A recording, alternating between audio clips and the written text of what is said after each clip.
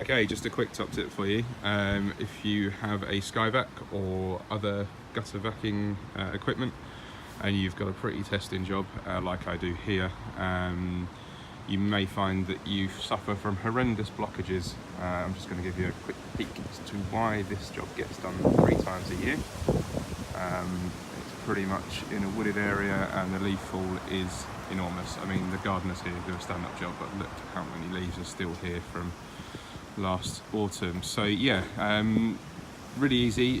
If you get a blockage and you clear the head of the nozzle and it's still giving you suction problems, bucket of water. Put the head in there, give it a good suck up there for about 10 seconds, and you'll either hear or clear the blockage straight away.